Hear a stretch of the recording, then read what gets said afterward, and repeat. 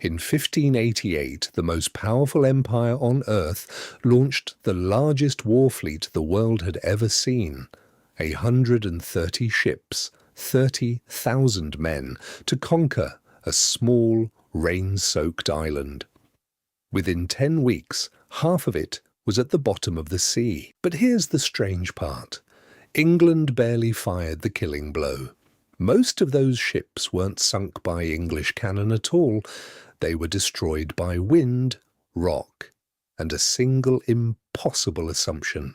So why do we remember 1588 as England's great victory, the moment a tiny navy humbled a superpower and lit the fuse of the British Empire? By the end of this video, you'll see the Armada wasn't beaten in the Channel. It was doomed before it ever raised a sail. To understand how, we start with the man who was certain he could not lose. King Philip II of Spain. Philip ruled an empire so vast the sun never set on it, silver from the Americas, armies across Europe, and a faith he believed God himself had blessed. And England infuriated him, a Protestant queen who wouldn't bow, sea dogs like Francis Drake plundering his treasure ships, English gold and men propping up rebels in his Dutch provinces. So Philip made a decision that would echo for centuries. He would end England in one stroke, a fleet so overwhelming that resistance was impossible. About 130 ships, 30,000 men, towering galleons bristling with guns. They called it the Great and Most Fortunate Armada.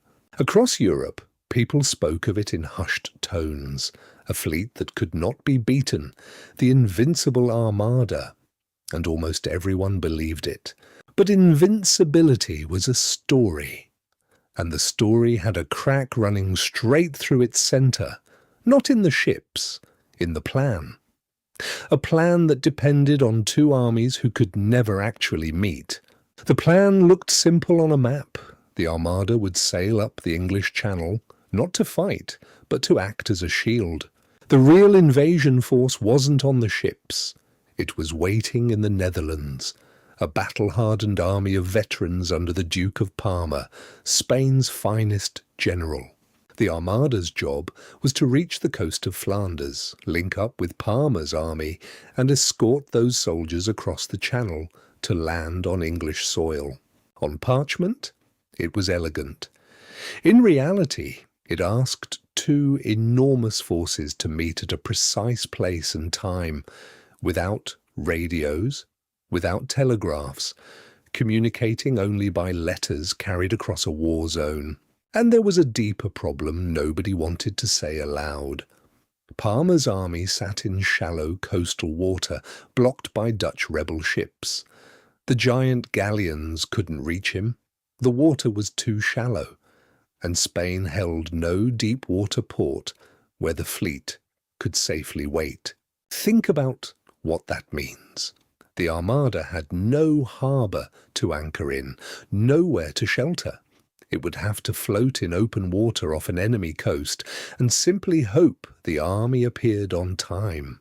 The whole invasion hung on a handshake between two commanders who had never coordinated, separated by miles of hostile sea. That was the crack in the invincible Armada, and the man ordered to make it work didn't want the job. The Duke of Medina Sidonia was a respected nobleman and almost completely inexperienced at sea. He wrote to the king begging to be released. He admitted he got seasick, that he had no experience of war or the ocean. Philip refused. God, the king said, would guide him. So, a reluctant admiral set sail to execute an impossible rendezvous at the head of a fleet everyone called Invincible. Waiting at the far end of the Channel was a nation that had spotted the very same flaw and built a way to exploit it. England knew the blow was coming. Along the coast, beacons were built on every hill, bonfires ready to carry the warning from headland to headland the instant Spanish sails appeared. And Queen Elizabeth understood something her enemy didn't. She couldn't match Spain's army, so everything depended on stopping the Armada at sea before a single soldier set foot on English ground. Her ships were built for exactly that, smaller than the Spanish giants, lower, faster, far more nimble, and carrying guns designed to fire further and reload quicker. The Spanish plan was to fight the old way, pull alongside, grapple, and storm the enemy deck with soldiers. The English plan was to never let them. In July 1588, the beacons blazed to life. The Armada had entered the Channel, sailing in a vast crescent. Horns curved forward, its most powerful ships on the wings. It was a masterpiece of defensive design. Any English ship that darted in would be caught between the horns and swarmed. For days, the formation held perfectly. The two fleets ran east up the Channel, trading thunderous broadsides across open water. Smoke, noise, fury, and almost no result. The English guns hammered from a distance but couldn't sink the heavy galleons. The Spanish couldn't catch the darting English ships to grapple them. A deadlock. And a deadlock, secretly, favoured Spain. Every day the formation survived, it drifted closer to its rendezvous with Parma. The Armada didn't need to win the battle. It just needed to arrive. On August the 6th it did. The Armada anchored off Calais on the French coast, almost within sight of its goal. The plan was working. Now all it had to do was wait for the army. And that was the moment the invasion fell apart, because of a message from the Netherlands. The army wasn't coming, not in days, maybe not for weeks. The Armada was now anchored, exposed in open water, and the English had been waiting for exactly this. Word reached Medina Sidonia that Parma needed more time. His troops weren't even loaded, and the Dutch ships still blocked the way out. The flaw at the heart of the plan had finally surfaced. The Armada was trapped by its own success. It had reached the rendezvous, and there was no one to meet. So it sat at anchor off Calais, packed tightly together, waiting in the dark. The English commanders looked at that dense cluster of anchored ships and saw the opportunity of a lifetime. A fleet crammed together, unable to maneuver, is not a fortress. It's a target. Near midnight on August 7th they struck. 8 ships were filled with pitch, tar and gunpowder set ablaze and pointed straight at the heart of the Spanish fleet. Fire ships. To wooden vessels packed with powder and canvas, nothing on earth was more terrifying, and 8 of them were now drifting, burning, into the anchored Armada. Panic tore through the Spanish crews. There was no time to think. Captains screamed to cut the anchor cables, abandon the anchors entirely, and run for open sea. In minutes, the perfect crescent that had survived a week of battle simply dissolved. Ships scattered into the night, colliding, drifting, blown apart from one another along the coast. Not one Spanish ship was set on fire that night. The fireships did something far more valuable. They broke the formation, and a scattered armada was finally a fleet the English could kill. At first light, on August 8th, off the town of Gravelines, the English closed in, and this time they didn't keep their distance. They drove in close and fired straight into the hulls, faster guns, faster reloads. Hour after hour, English broadsides smashed into Spanish ships that couldn't reply quickly enough. Spanish decks turned to chaos and splinters. Ships took on water. Some were driven toward the shoals. The Armada was being mauled, and for the first time, it was losing badly. And then, just as the English ran low on ammunition, a new force entered the battle. One neither fleet commanded, and one that would kill more Spaniards than every cannon combined. The wind itself began to turn. A hard wind rose from the south and west, driving the battered Armada away from the French coast and away from any hope of reaching Parma's army. Now the geography became a trap. The channel behind them was held by the English. The only way home was forward, north, the long way, all the way around Scotland and Ireland.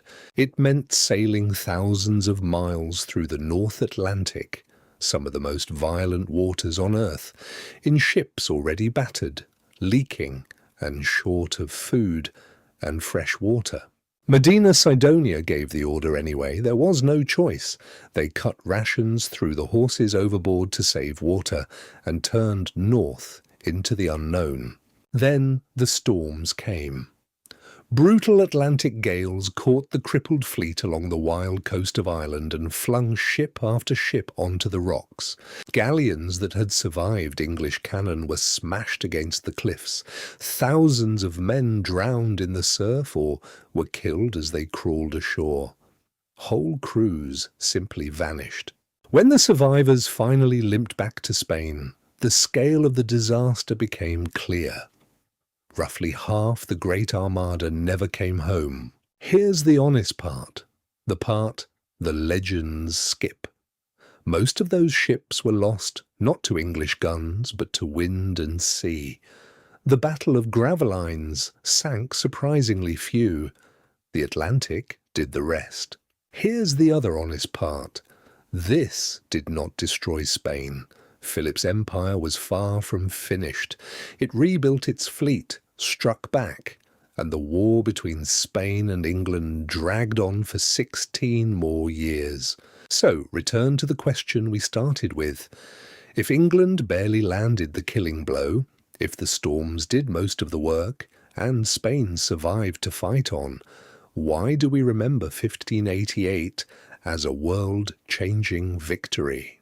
Because what shattered that summer wasn't Spain's power, it was the story of Spain's power. The Armada was never invincible. It only looked that way until someone dared to test it, and the whole world watched it fail. And it failed not because England was stronger, but because the plan itself was impossible. A fleet with no harbour, an army it could never reach. Two forces ordered to meet across a sea they didn't control. The flaw was there before the first shot was fired. England didn't just survive. It learned the lesson faster than anyone. That sea power, fast ships and long guns fighting at a distance was the future. Within a century, that idea would build the largest empire in history. The largest fleet ever assembled was beaten by wind, by water, and by one assumption that could never hold. The Armada didn't lose because it was weak. It lost because invincible was always a myth, and myths only survive until someone tests them. If this story changed how you see one of history's most famous battles, subscribe. Every video here digs for the buried flaw behind the legend. Next time, an empire of millions, conquered by 168 men in a single afternoon. How does that even happen? I'll see you there.